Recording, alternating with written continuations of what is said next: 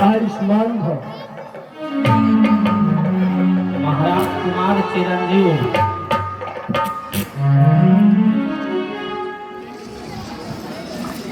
पिताश्री के श्री चरणों में प्रणाम करता हूँ। आयुष्मान भव। आपके आदेश पर आपके सेवा में उपस्थित हुआ हूँ। आदेश कीजिए।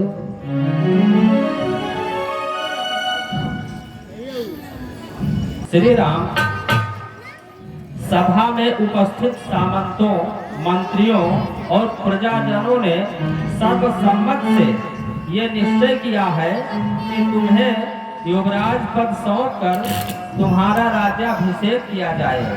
तुम्हारे गुण को देखते हुए सबको विश्वास है कि तुम एक धर्मात्मा और प्रजापालक राजा बनोगे। तुम्हारी लोकप्रियता के कारण राज पद ग्रहण करने पर राष्ट्र के अंदर शांति भंग की कोई आशंका नहीं है और तुम्हारी वीरता के कारण राष्ट्र की सुरक्षा के लिए कोई भय नहीं है। इसलिए तुम युवराज हो और इस भार को संभालो।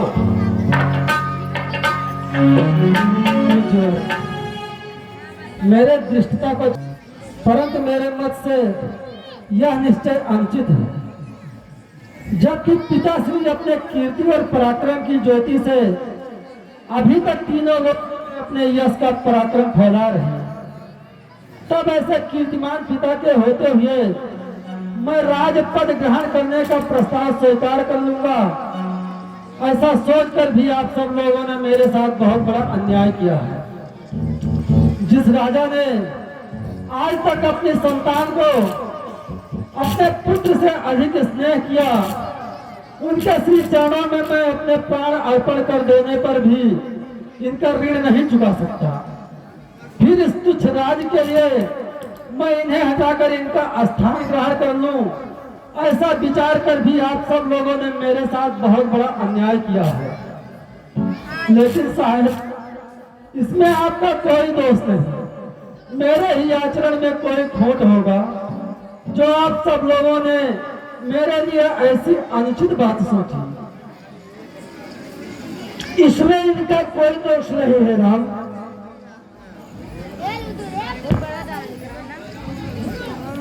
ये प्रस्ताव मेरा है। मैंने अपनी लंबी उम्र में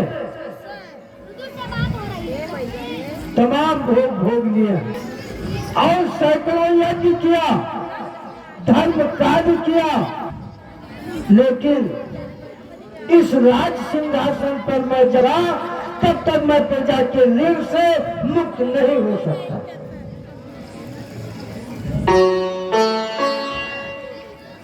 अब मैं बूढ़ा हो गया,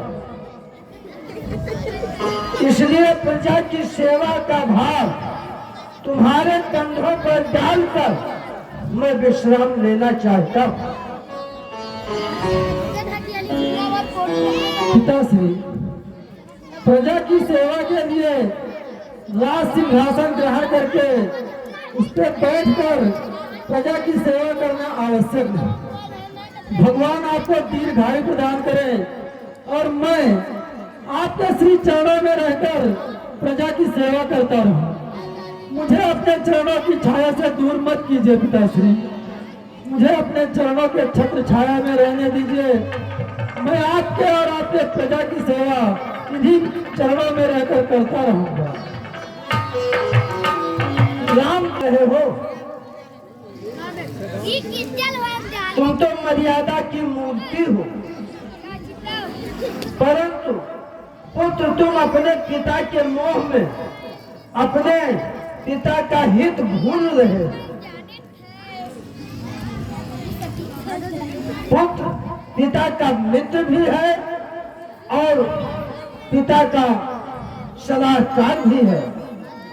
पिताश्री, आपने यह कैसे कह दिया कि मैं आपके कल्याण की कामना नहीं करता? इसका उत्तर मैं देता। श्री राम, कहिए गुरुदेव। इस संसार में चार पदार्थों के लिए पुरुषार्थ करना पड़ता है: धर्म, अर्थ, काम और मोक्ष। वीर पुरुष जब धर्म, अर्थ और काम की साधना करके पूर्ण काम हो जाते हैं, तब उनका अंतिम कर्तव्य होता है कि वो अपना आध्यात्मिक विकास करें। ये जीवात्मा कहीं और से इस शरीर में आई है, इस शरीर को एक दिन मर जाना है, इसलिए उसके पश्चात उस जीव को आत्मा से आगे कहाँ जाना है उसका विचार करना है, आगे के रास्ते का सुधार करना है। ये भी एक परम कर्तव्य है। इससे पहले कि मृत्यु आकर उसके सांसारिक बंधन तोड़ दे, मनुष्य को चाहिए कि वो स्वयं अपने बंधनों को तोड़कर आत्मा को परमात्मा से जोड़ने का पुरुषार्थ कर सके।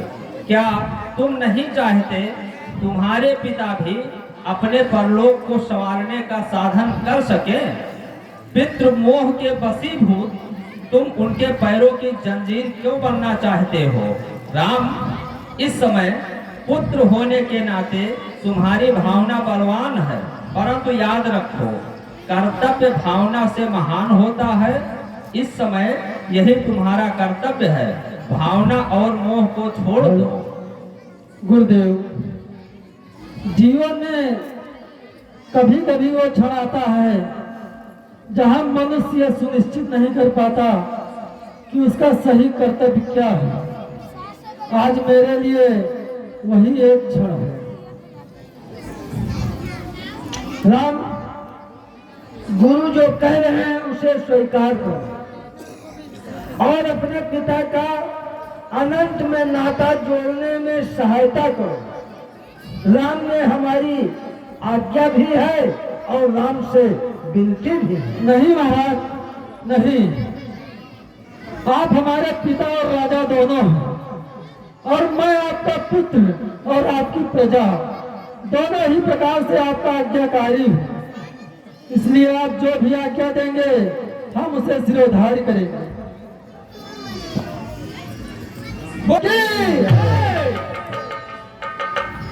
राम, जिस पिता के आंखों के सामने उसके पुत्र की इस तरह जय जयकार हो, उसकी खुशी का अनुमान कोई नहीं कर सकता।